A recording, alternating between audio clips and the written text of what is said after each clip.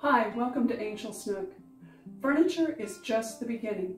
Be prepared to be inspired by a wide range of projects and finishing techniques. I'm sorry that on this video I'm not starting at the very beginning of this project. I started working on it not thinking that I would do a video with it, but then realized it's something quick, fast, and something you guys might be interested in. This frame of the pumpkin outline was solid bright white from the dollar store. It was very cheap looking, but I kept looking at it thinking, I think maybe there's something I can do with this, but I wasn't sure when I bought it.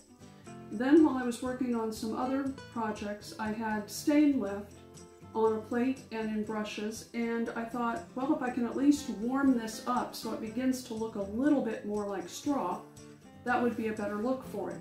So I added that to it, and it's not bad. But by itself, it just was not what I wanted. I wanted more to it. So I took 4-inch strips of paper grocery bags, and I cut them in 4-inch strips. I wadded them, wrinkled them, crinkled them on my hands. And then these strips that you see that look like they're only about 2 inches are these crunched together in here, and so that there's not very many places where you see a raw cut edge. But it's woven in and out and attached on the back with glue stick to hold it in place. And I had this particular ribbon from a whole set that had come when I ordered ribbon for something else. So now what I'm going to do with this is I'm going to weave the ribbon through this in the opposite direction of the braid and following the pieces of the wreath frame, pumpkin frame that was under here. I'm going to do that off camera. I'm going to finish that, and I'm going to come back and add some color to this. I changed my mind and realized it might be helpful to see weaving this through, since paper tends to tear easily. And in this case, you also have to kind of keep in your head making sure you're going over and under the way that you need to do. And for this one, it would be coming under because of how this is made. I need to be able to get places to glue.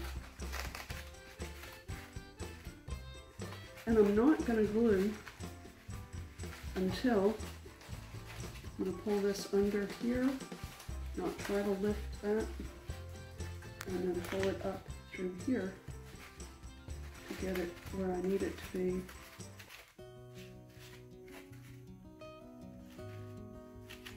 So that I can glue both ends.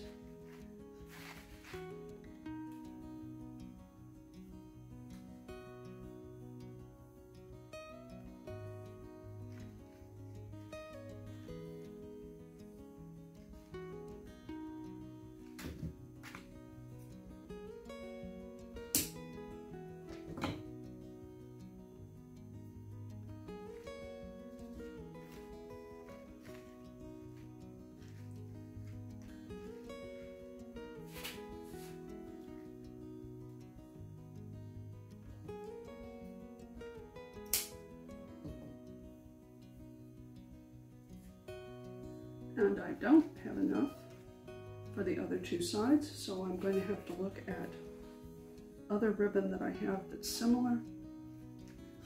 And these things are a godsend. If you're used to dealing with glue guns that have the cord attached, this makes it so much easier. It just stays seated in your unit that heats it, and then when you want to start working on it,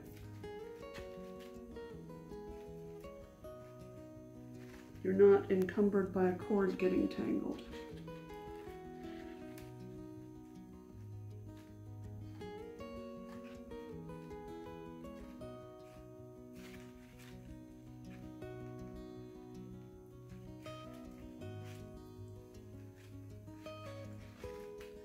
You still have to deal with the stretchies that have to be taken off.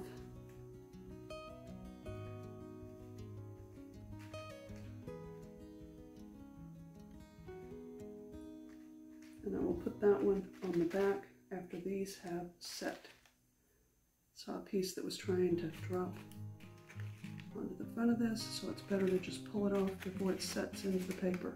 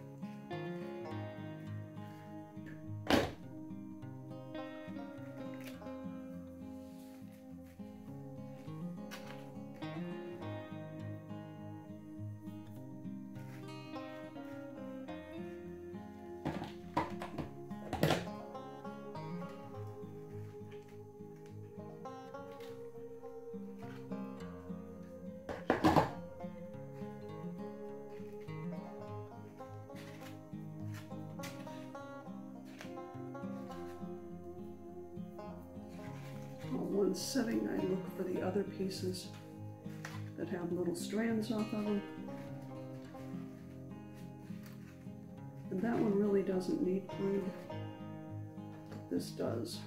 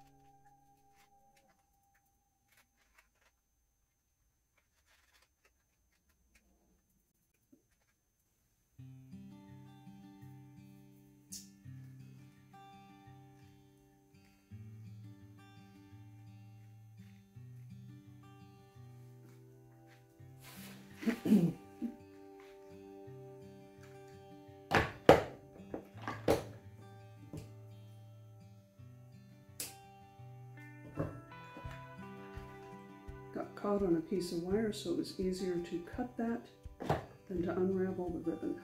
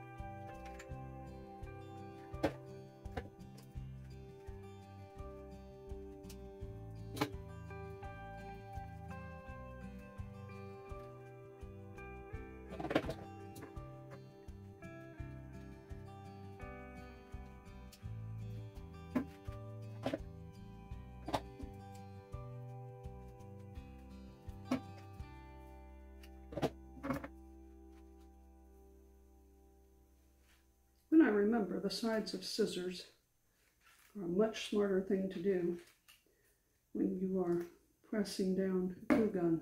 You want to save your fingers. And then there was a spot over here, but it did not adhere. I shall move, that's why, because I needed to press that down.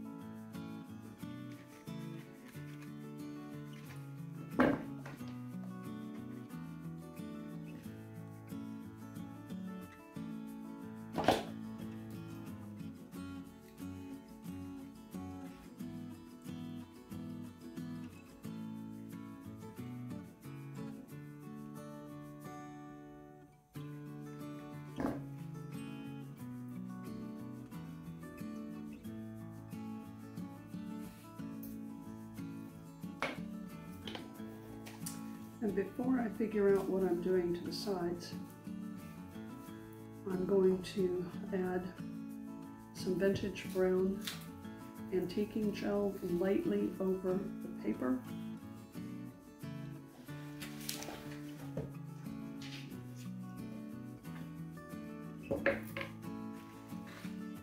Just to give it a little bit of texture. Like I always do when I'm dry brushing, I don't get very much. And I'm going to try on the back to see. Yep, this is going to do what I want. But the back was perfect place for me to do it rather than, oh, I don't like that, and now I've got to figure out something else to do with the front of this. There's a whistle. Actually, it's stuck in there really good. Looked like it was going to fall out, but it's not.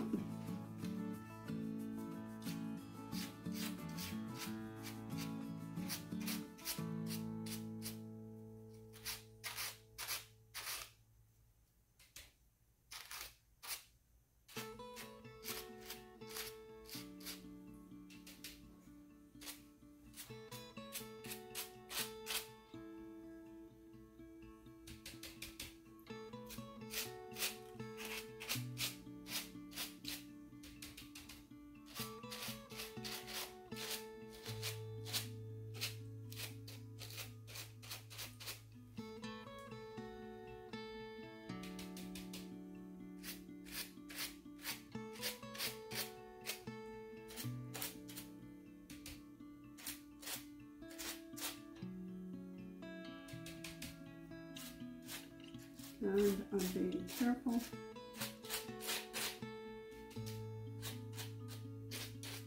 to avoid the ribbon that I put on.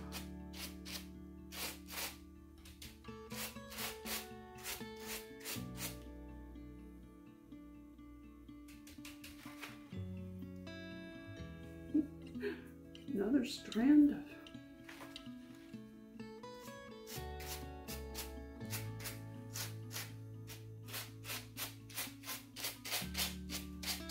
glue gun string.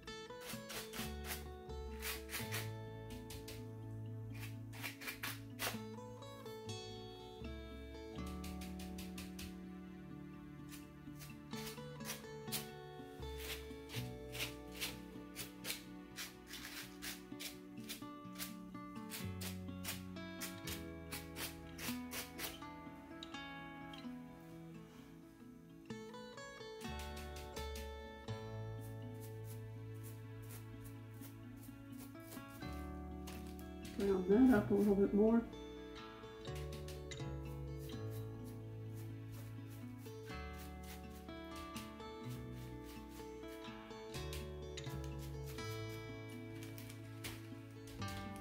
The reason I'm going to the back on those edges is they may show, depending on the angle of where this is sitting.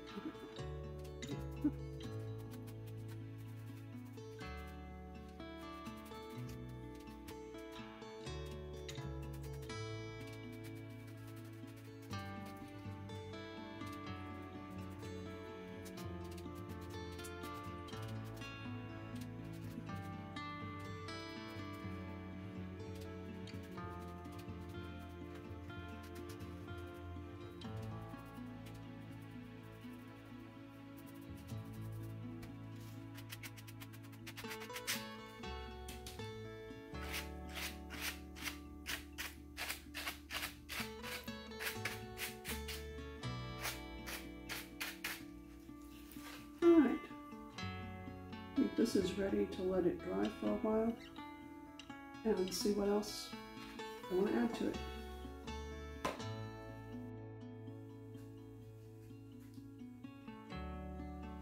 Off camera, all of the ribbon was glued completely in place and onto the back. And then this is all loose right now. I've made two bows here layered on top of each other that will be glued onto here. I had ribbon like this that goes well with the ribbon I used on the inside. So instead of putting anything up along the sides of this, I chose to tie back more of the burlap and lace into the bow here and to give some spray of flower on the side of it. This is actually garland.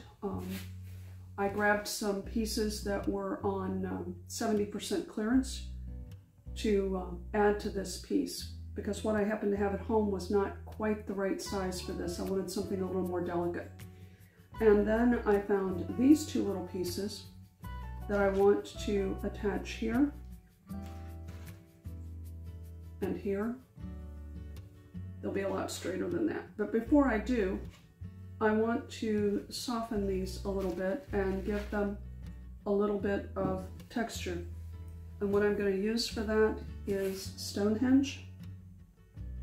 So it looks more like this little wagon has been outside.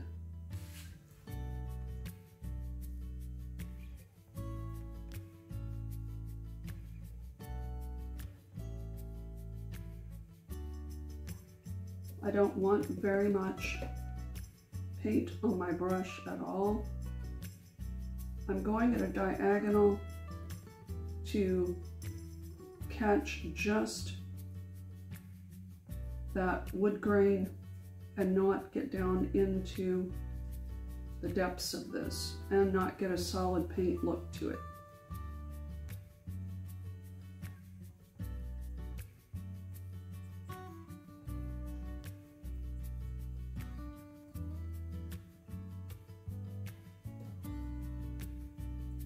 Do you have to do this? No.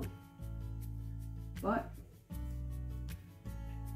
I tend to add more to pieces so that they look like something that is unique to my home and have just a little bit more texture and depth to them than how these resin pieces tend to come.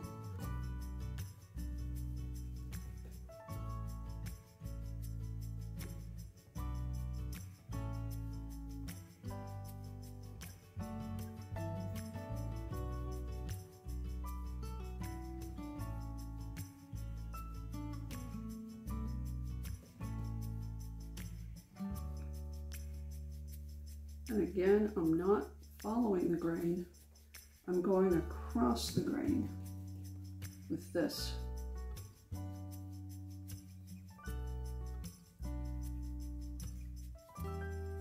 Now I'll go a little bit the other way just to soften out that striping effect.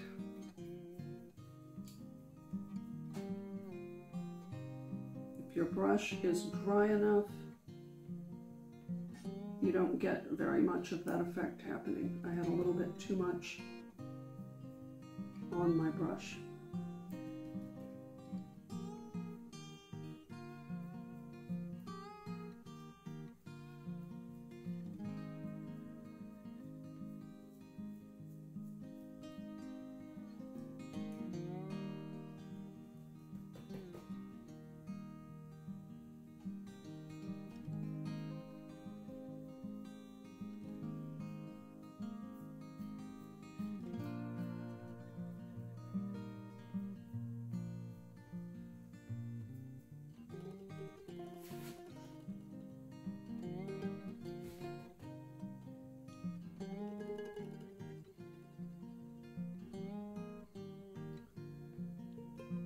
Also going to soften these pumpkins a little bit so that they're a little bit more mottled rather than just the pretty much solid color that you see in here. And I'm aiming for the grooves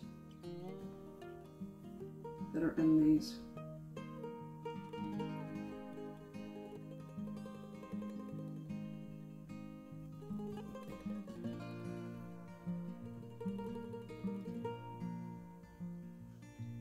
And the Stonehenge, because it is a grige, is pretty much a perfect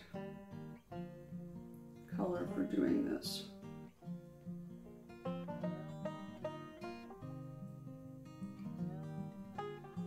Soften those stems just a little bit, give them a little bit of texture.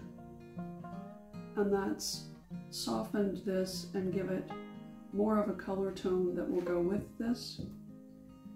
And I'm going to add a little bit onto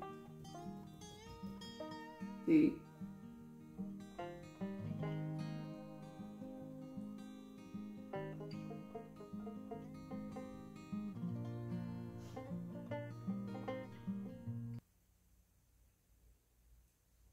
scarecrow, because this rusty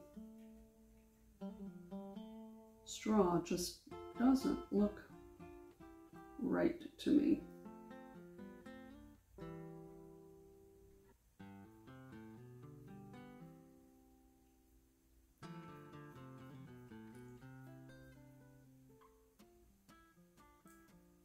And I'm just softening him just a little bit.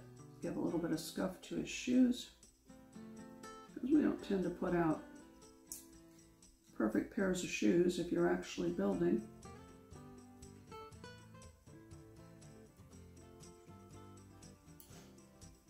Scarecrow. It's old, used clothes.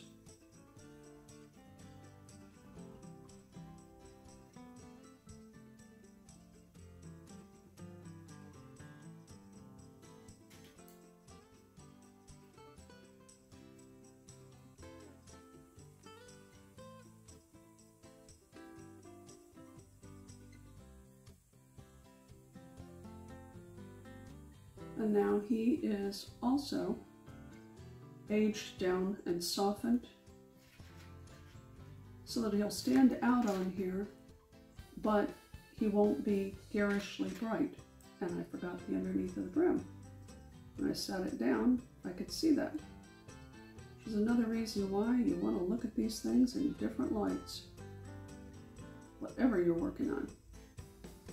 So I'm going to glue these pieces down, and then we'll do a quick clip showing you the very last final piece of it. It's all glued. I think I have all the little strings of glue gun off of it. Oh, I see another little piece down there, but I'll get it later. Now this is ready with the piece up here to hang. I cannot, down here in Florida, put this on the outside of my door because I get 6 to 8 hours of Florida sun on that door and it melts glue gun.